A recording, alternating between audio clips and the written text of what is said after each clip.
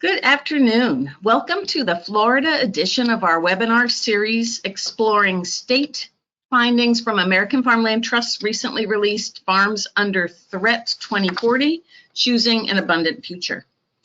Here's the agenda for our hour together. And while you're looking at it, and before we get started, let me run through some quick logistics. Everyone has been muted, so no need to worry about the barking dog or other background noises. If you would like to ask a question or make a comment, you can do so by going to the control panel on the right-hand side of your screen. You will see a question section of the control panel. You can pop that section out by clicking on the little square that decouples it from the panel and allows you to write in a question or a comment. And we will leave time at the end of the webinar for questions. You will also see the orange arrow at the top of the panel that allows that panel to shrink and reopen. If when we are going through the website, the control panel is in the way, just click on that little orange button. There's also a handout section of the control panel. You'll see that there are two handouts there. That is the complete report, as well as the executive summary and the state summary for Florida that we'll look at a little bit later. We are recording this webinar and we'll send a link to the recordings to everyone who has registered. Feel free to share that widely with folks who might be interested. So let me now introduce myself and my co-host. I am Chris Coffin. I direct American Farmland Trust's National Agricultural Land Network, which is an information and peer learning network for professionals and citizen advocates working to save farm and ranch land. I am also AFT's Senior Policy Advisor, and I specialize in agricultural land protection, land access, and farm viability. Co-hosting with me is Billy Van Pelt. Billy is AFT's Director of Special Program Development and Senior Advisor. Billy is a licensed landscape architect, and Billy has been working on land use and farmland protection for over 25 years. So for those of you not familiar with American Farmland Trust, we are a national nonprofit membership organization founded in 1980. Some know us best by our bumper sticker, No Farms, No Food. We take a holistic approach to agriculture. Our national initiatives and our regional programs focus not just on protecting the land base, but also on the practices used on that land and on the farmers and ranchers who work the land both now and in the future. As another one of our bumper stickers says, it's not farmland without farmers. Our programs and our research together inform our state and federal policy development and advocacy. We have 6 regional offices and are headquartered in Washington, D.C. So let me now turn it over to Billy. Thanks, Chris, and thank you all for joining us today. We'd like to recognize and thank USDA's Natural Resources Conservation Service for their partnership and financial support of our Farms Under Threat research. Farms Under Threat is AFT's multi-year initiative to document the status and threats to America's agricultural land base. NRCS has been an integral partner on this research and has our research partner, Conservation Science Partners. For this report, we had a second research partner in the University of Wisconsin-Madison. Great, thank you, Billy. So now we are going to get right into the findings, and Billy and I are going to turn off our webcams so that you can see the charts and the maps at a fuller size. So we will turn them back on when we get to questions. Let's dive into the methodology here. So, unlike the last 2 Farms Under Threat reports looked to the past to document agricultural land conversion, this report instead predicts future conversion of farm and ranch land out to 2040. So how did we do this? We started with the data that we had developed from Farms Under Threat, State of the States. That, as a reminder, that analysis mapped conversion of land to 2 different types: urban and high density development, or what we call UHD, and low density residential development, or what we've dubbed LDR. So let's take a minute to look at what that continuum of development means. Urban, when we talk about urban and highly developed land, it's the traditional culprit in farmland conversion. People have mapped it and tracked it for many years. So that's expanding residential areas, industrial areas, commercial areas. It's largely found in and around cities and towns, but it does include rural industrial sites, such as oil, gas, and solar development. Basically anything that can be identified by satellite remote sensing as built up. Low density residential development has become a larger culprit, and AFT and our partners have pioneered an approach to map and quantify the impacts of large lot housing on the agricultural land base. We found that LDR areas range from lower density subdivisions to larger farmettes and ranchettes. Typically, this kind of scattered large lot housing fragments the agricultural land base and makes production harder for the farms and ranches that remain. While some agriculture is indeed found on LDR land, and that smaller parcel farming can be quite profitable, we've also found that once land has been converted to LDR, it is far more likely to be further converted to UHD. So starting with this historical data, we projected into the future with the business as usual scenario. Basically, we made a straight line projection using the same annual conversion rate as what we documented in Farms Under Threat State of the States. We predicted the level and location of conversion out to the year 2040. We adjusted the model to account for projected population growth or decline. Building off that business as usual scenario, we developed two alternative scenarios, and I'll talk about those in a minute. But in each of the three scenarios, we also mapped the coastal flooding risk that is projected by sea level rise driven by climate change. Once we had our projection of conversion and flooding risk, we quantified the effects of these scenarios. We did that looking at agricultural land types that would be impacted, like cropland, pasture land, rangeland, as well as the quality of land that was threatened by conversion. As with any modeling exercise, there are some caveats. Most importantly, we were not able to account for local zoning. Zoning is inherently local, and there's no national database of local land use regulations. So at the local level, our maps represent the general pattern and rough amount of conversion that is likely based on those local conversion patterns from 2001 to 2016. To note, though, those patterns did reflect the zoning regulations in place during that time period. Our modeling also does not include the impact of water scarcity and potential fallowing of land because of water scarcity or salinization. Mapping this impact involves a complex interplay of many variables and was beyond the scope of our analysis. You'll see when we get to the web app, though, that we did include a data overlay from World Resource Institute's Aqueduct, which offers some projections around water availability in the future. So here are the three scenarios we modeled. First, as I mentioned, business as usual. Again, that's taking the 2001 to 2016 data, making a straight line projection out to 2040. The second is what we call runaway sprawl. This envisions a scenario where sprawl gets even worse, driven by high housing costs in urban areas and more remote work opportunities, which will be improved as rural broadband expands. In some parts of the country, we may already be on this trajectory. Lastly, we modeled the future we hope for, and that's better built cities. This scenario envisions successful efforts to minimize the impact of residential, commercial, and industrial development on productive agricultural land.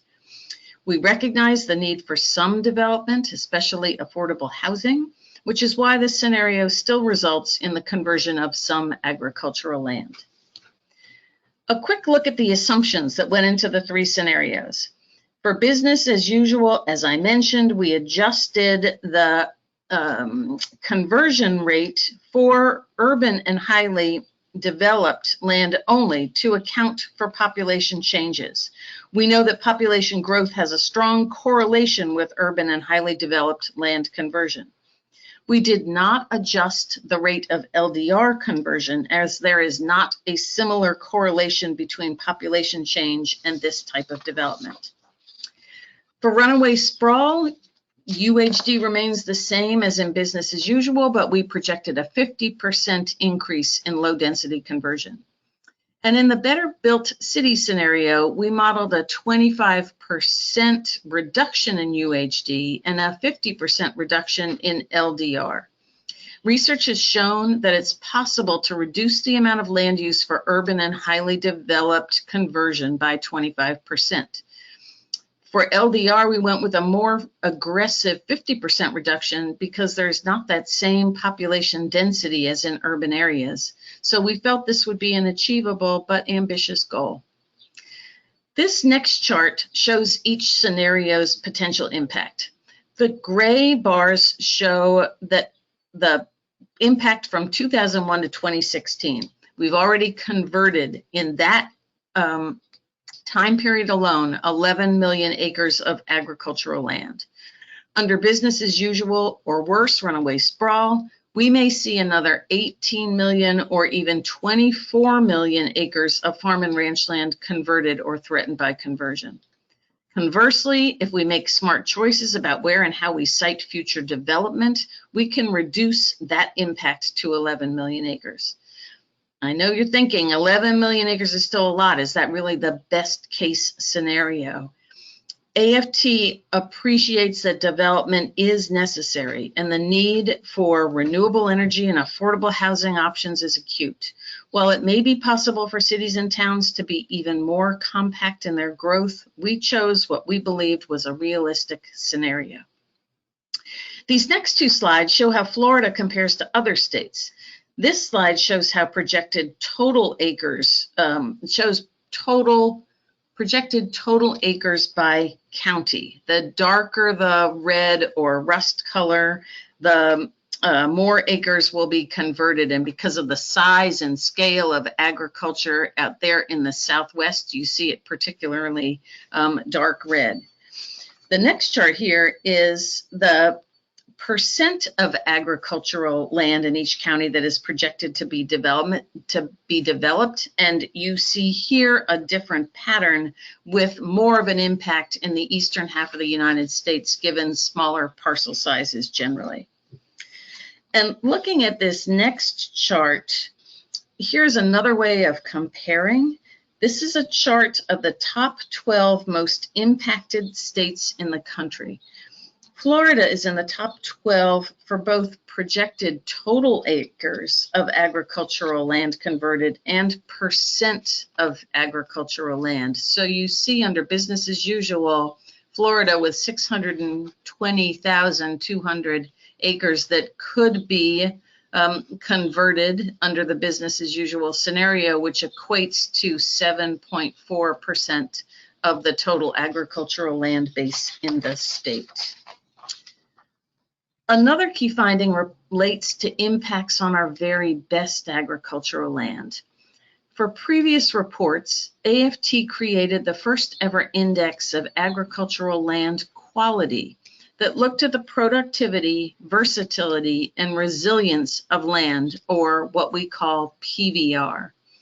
Land over a certain PVR threshold is considered nationally significant land, land which is best suited for long-term cultivation and food production. While this land is concentrated in certain parts of the country, every state has some nationally significant land, as you can see looking at Florida here.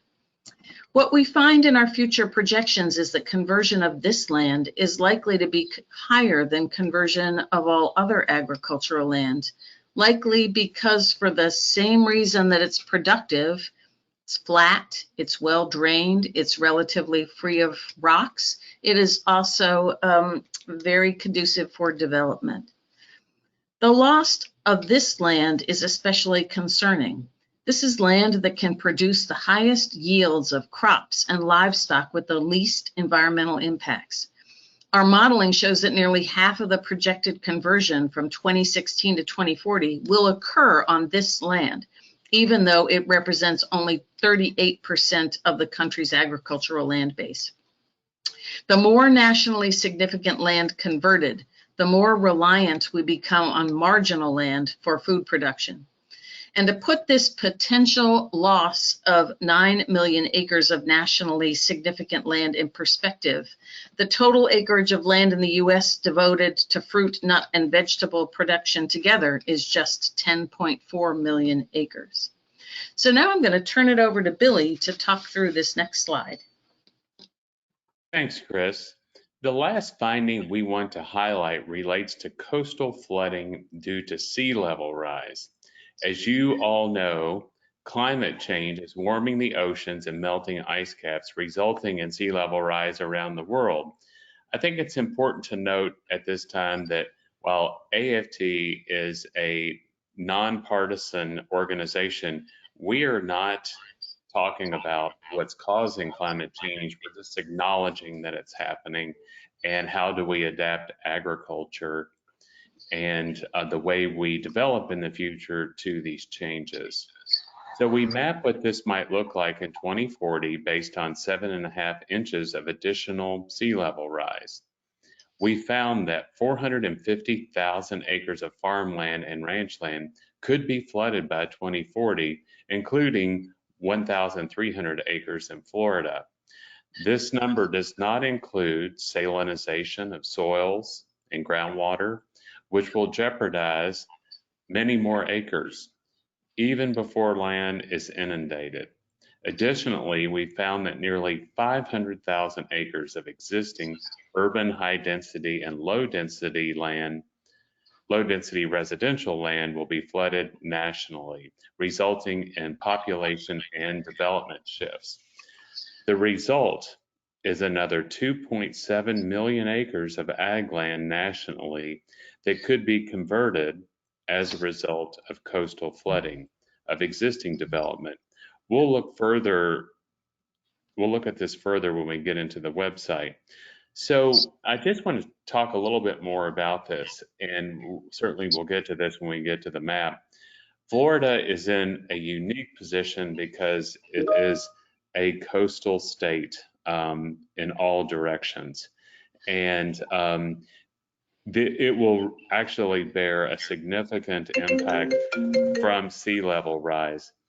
And so as the sea level rises around the entire state, as I mentioned earlier, all of the coastal development down the east coast of Florida and all the cities around the east coast and west coast, there will be significant inland migration once we have sea level rise. And there will be significant impacts on our most productive, versatile, and resilient soils inland. And so the purpose of this research and data, one of the many purposes, is to illustrate how we can best protect that land now before we have that inland migration in the future. And I know we have many attendees here on the call from Florida. So in many ways, many in this audience are already aware of this, of what's coming down in future decades. And these have been discussed in several conferences that I've spoken at in Florida and groups that I've met with, most recently with the Florida Wildlife Corridor when I was invited to speak at their summit earlier this year. And we shared some of our state level data then. But now we're getting into our 24 data a little more deeper. And the interesting thing is, while the last iteration of this study was state level data, state level spatial and policy data that's available on our Farms Under Threat website, this is county level data. And I was actually on a call yesterday with several Florida partners and made them aware of our webinar today and this report. So Planning at the county level for the future of agriculture and for things like sea level rise and smart growth in the future, it will be critically important. So I would bear that in mind as we move forward in the webinar. So now I'm going to shift over to Chris, and we're going to look at the data available for Florida and the interactive website. Back to you, Chris. Great, thank you, Billy. As we go into the website, we will be ably assisted in our website cruise by our colleague and website navigator, Beth Fraser. So thank you, Beth. When you get into this website, and we will put the link to the website in the chat, you come to this cover page. This cover page explains what we did, a little bit about the methodology, what the key findings are. It's a very useful, sort of very high-level summary. To get out of it, you simply hit that little X up in the right-hand corner of it. And if you want to bring it back, you can find it in the About tab that is up on the right-hand corner. Also, let's look at that right-hand corner for a moment. You'll see a how-to tab. That takes you to a 5-minute video that explains how to use the various data layers that are in the various scenarios. The View Report tab is just that. It will take you to our Farmland Information Center, where you can find the full report, the executive summary, and a lot of other additional materials, including the past reports, the national level findings from 2018, and the state of the state findings from 2020. We are making our geospatial data layers available to the public. If you would like them, back there on that same upper right-hand corner was a Request Data tab that Beth just took you to. Again, it takes you to a form that you can fill out, and we will be back in touch with you. So with that, now let's show how this works. Beth is going to take us to Florida. And to get there, all you do is click on the state. When you click on it, it will automatically give you the state level information on the left, excuse me, as well as information on whatever county your cursor happened to be on when you clicked Florida. So let's go down for a minute and scroll through what you find on this landing page, right? So on the left, you see the conversion projections by scenario: business as usual, runaway sprawl, better built cities. And you see the two pieces, which are the rust, the dark rust is urban and highly developed land, and on the right, it's low density residential development. And again, it shows you the impact on the left. And so you can see here again that the projected conversion and threat of conversion, and we use that word threat of conversion because we recognize that some of the low density residential development is still in agriculture. So it's not all entirely out of agriculture. So we're careful in how we talk about it, and we talk about it in terms of conversion and threat of conversion.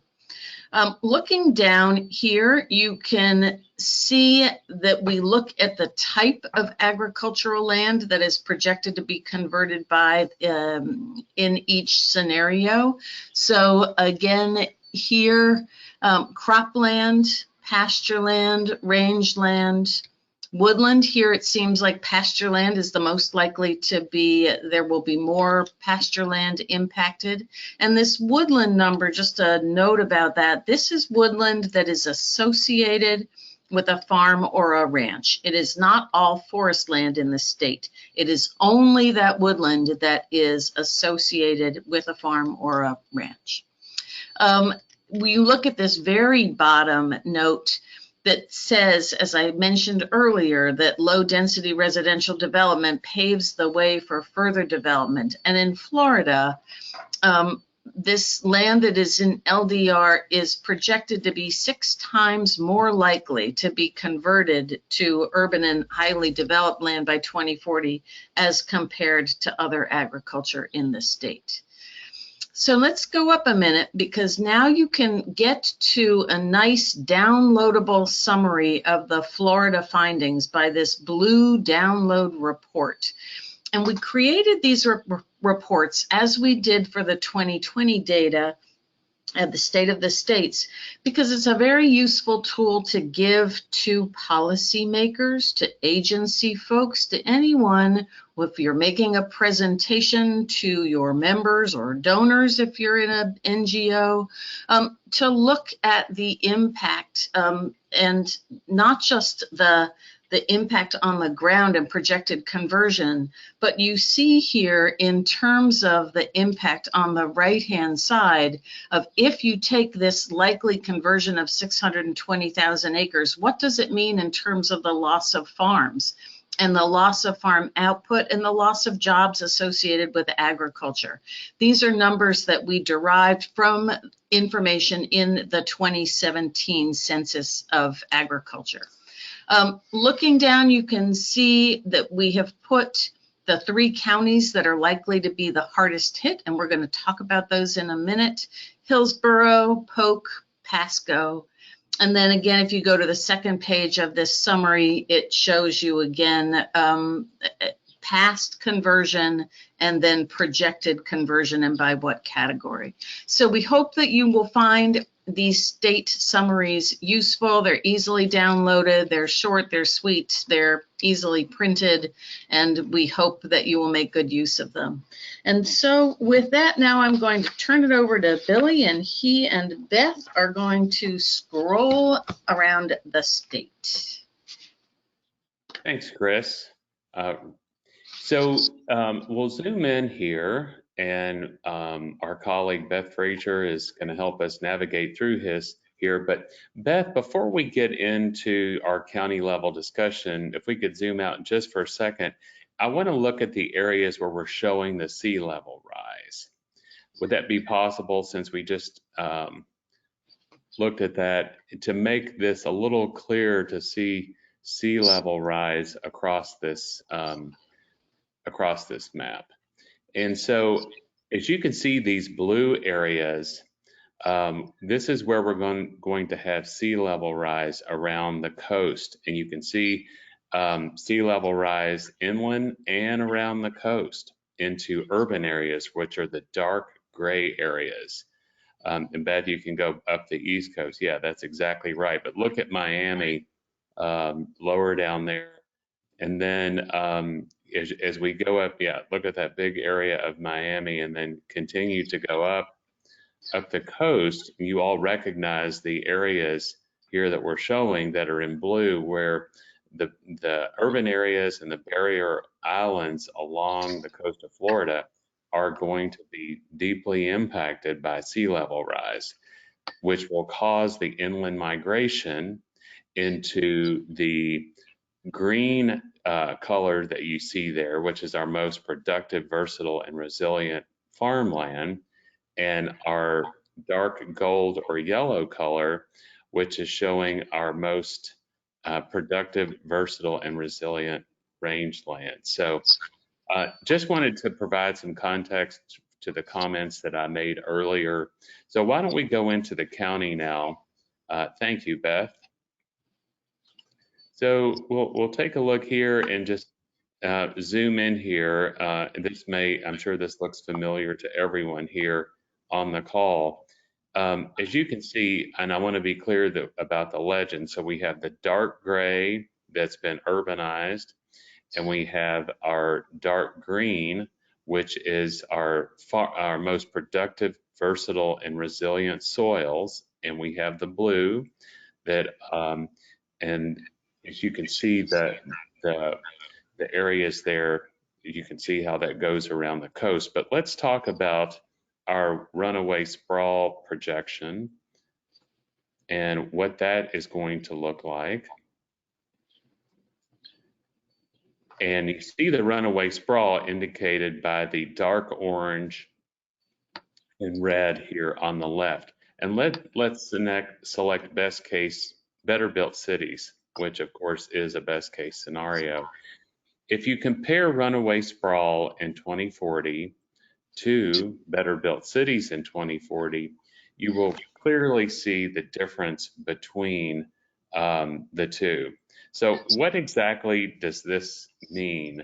And I alluded to this yesterday during some of my comments during a call with the team from Florida Wildlife Corridor.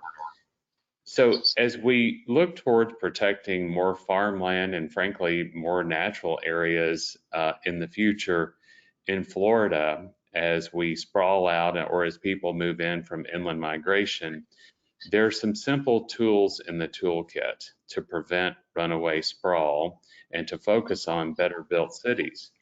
They are having urban growth boundaries around urban areas, having agricultural zoning in rural areas and in agricultural areas, having large lot minimums in rural areas, and to have goals for farmland protection in comprehensive plans.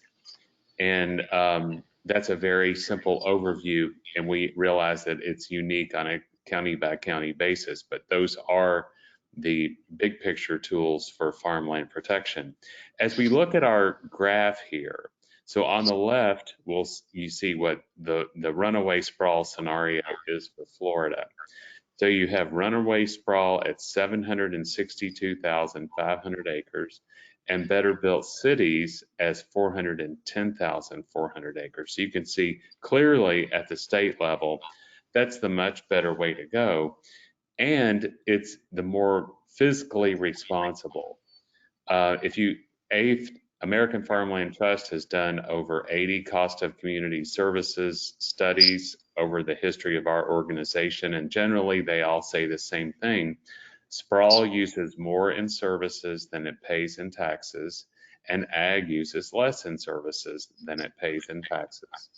And in your core urban areas or your core commercial or industrial areas, that's using even less for every dollar paid in taxes relative to services used. So the takeaway is smart growth is a more fiscally responsible and a more responsible way to grow to protect the future of the land that feeds us and quite frankly sustains us in every way. But these same tools can be used to protect natural areas, which in many cases also exist in farmland. Hillsborough County, if you look at business as usual, it's using 56,200 acres by 2040.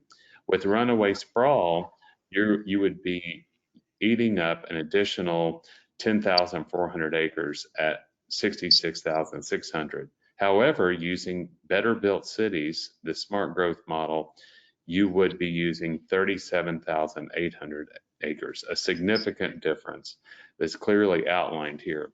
So we don't want to pick on Hillsborough County and we don't want to pick on Florida. We have this data for every state in the nation, and counties across the nation face these same challenges.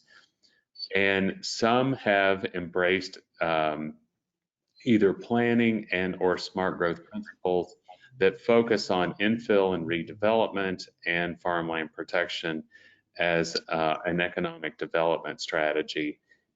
So that's just a brief overview, but I understand that approaching this on a county by county level is certainly the way to go.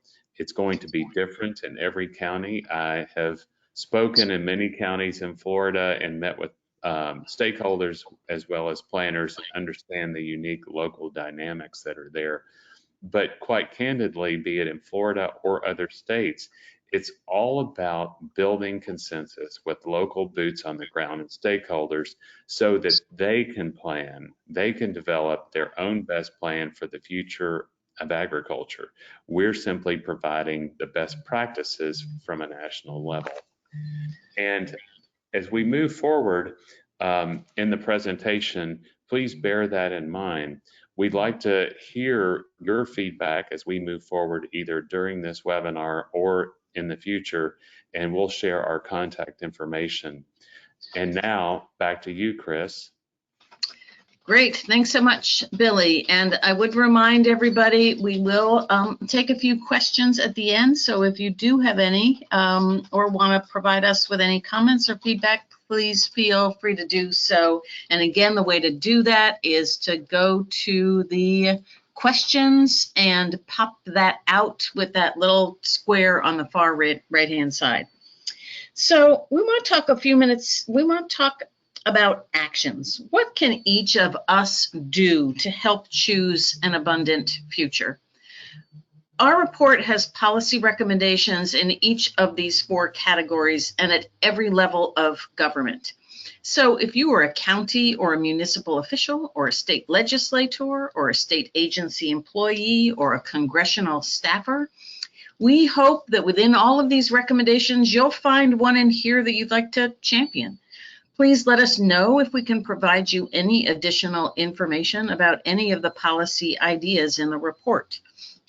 If you are a farmer, a rancher, a landowner, or community advocate, we encourage you to share and discuss these recommendations with your elected and agency representatives and partners. So I just want to highlight just a few ideas that we've discussed, and Billy is going to do likewise. So in the encouraging smart growth, we think of smart growth particularly as an urban issue around cities, but compact development is a significant issue for rural communities as well. And as Billy talked about, right, the importance of urban growth areas and infill is true as much in a small rural community as it is in a large city.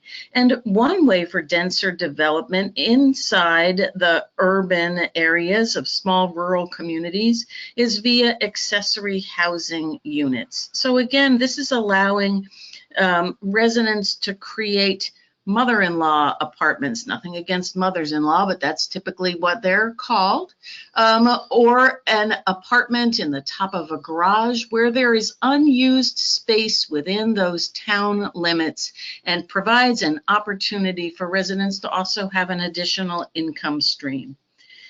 Looking at protecting agricultural land, Congress will be writing a new farm bill next year. An important program in that bill is the Agricultural Conservation Easement Program, which helps to fund the purchase of development rights from willing farmers and ranchers. More funding for that program would help to protect more farm and ranch land in Florida. Advance smart solar siting. Local governments can ensure that best practices are followed when siting solar on farmland.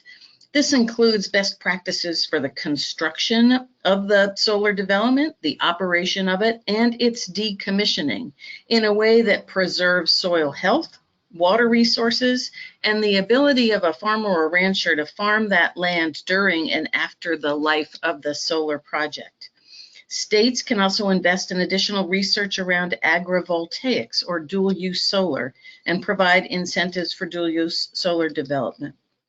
And then lastly, around supporting farmland access, state and local governments can develop their own or help fund nonprofit farm link programs, essentially programs that work with both farmers and landowners who are looking for a successor or someone to lease their land, as well as with farm seekers and those young and beginning farmers and ranchers who are looking for land to lease or buy.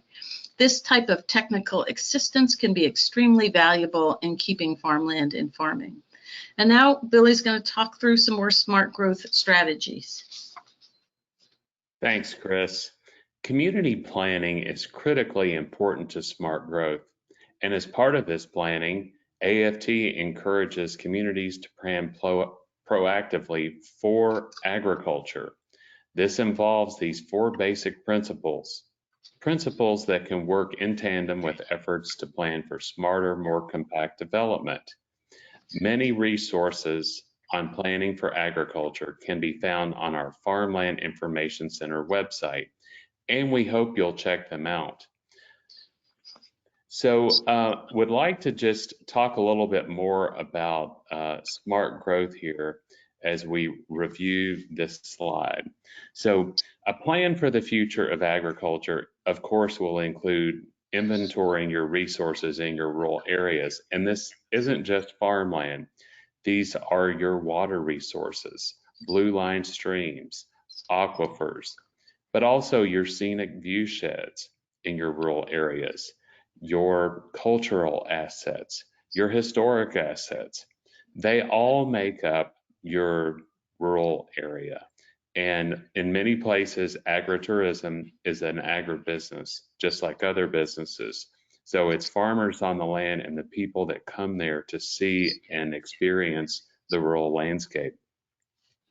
Engaging farmers and ranchers is critically important. Having buy-in and building consensus is critically important as communities go through their own comprehensive planning and decision-making processes. Farmers and ranchers can participate in community meetings and meet with policymakers and provide public comment when these decisions are being made. They can also serve themselves on planning commissions or boards of adjustment, or somehow engage in the process to have an impact. Incorporating agriculture into community plans, and this is what I was speaking about earlier. In Florida, I know that there is a conservation element in the state statute for comprehensive planning, but Florida may want to consider the possibility of adding an agricultural element in its comprehensive plan in the future, so that agriculture is directly included in some way. I discussed this with a small group at the Florida Wildlife Corridor Summit earlier this year. And there's also a possibility of developing a rural land management plan that incorporates all elements of your rural area that can be adopted as part of the comprehensive plan and looked at each comprehensive plan update. These documents are living, breathing documents that should be updated as the future changes for development or for agriculture. And then implementing tools to retain and protect agricultural land. Chris talked a little bit ago about purchasing development rights. There are very successful purchase of development rights programs and purchase of agricultural conservation easement programs across the nation. And I know that the same exist in Florida, but the key is to have a focused approach, county by county, to retain and protect agricultural land. And that can be through a purchased conservation easement or a donated conservation easement to a qualified land trust. We've talked about some of the other tools. Having large lot minimums in rural areas are critically important. And as we say, making sure that these lots are not so small that they're too much to mow and not enough to grow, because that in itself is another form of low density residential development. This slide is really a summary of what we've been talking about today: urban growth boundaries, agricultural zoning, large lot minimums, farmland protection programs, having a active land trust, and a goal for permanent farmland protection in every comprehensive plan. That is just a very simplified overview. And so I know that we now have time for a few questions. Chris, do we have questions?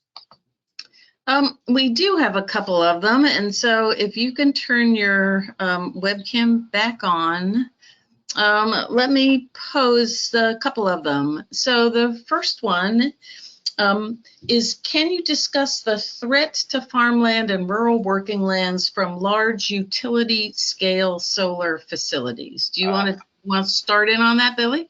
I will. So American Farmland Trust recognizes that solar renewable energy will be a critical part of our future. We also acknowledge that there's quite a bit of farmland that could be used for solar development. AFT's priorities focus on brownfields and rooftops, And if solar is going to be on farmland, that it's on our most marginal land and not on prime farmland. Those are really the priorities. We also support a concept known as dual use solar, where you have solar along with other agricultural uses at the same time. That in itself will also be considered on a state by state and on a county by county level, quite frankly. We have a very strong solar team here at American Farmland Trust. And as Chris mentioned earlier, our Farmland Information Center, and as you can see on this slide, if you go to farmlandinfo.org and just type solar in the search field and hit search, you will see several links, but one link will provide lots of resources about how local governments can plan for solar and how to engage in that process. We'd welcome the opportunity to answer more specific questions via email. And Chris, I know you probably have some thoughts on this as well.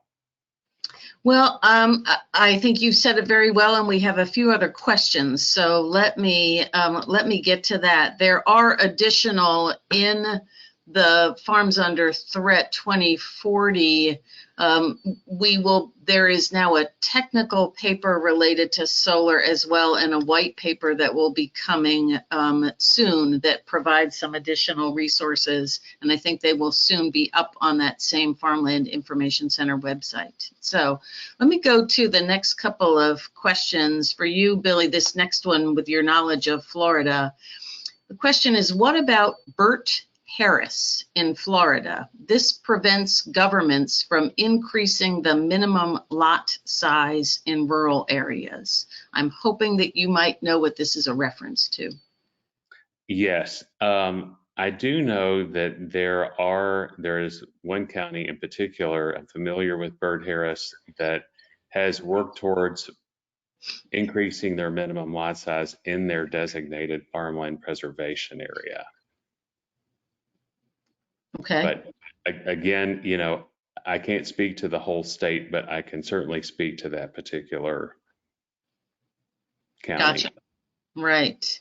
Relatedly, here is again thinking about for you is what, and maybe this depends obviously by county in Florida, what do you consider large lot zoning in agricultural areas? Is it 1 unit per 40 acres, or is it some other unit?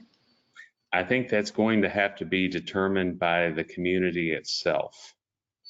And that community will have to determine how much agricultural land they need to retain the agricultural industries that they have.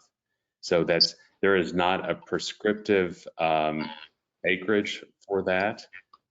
It will be on a case-by-case basis, and the way I've seen it happen in other communities is that it's Farm Bureau is engaged in this conversation, and other agricultural groups, of course, along with existing planners, to talk about how much acreage agriculture needs to remain viable. Great, thank you. Okay, so there are two other ones. These ones are pretty simple.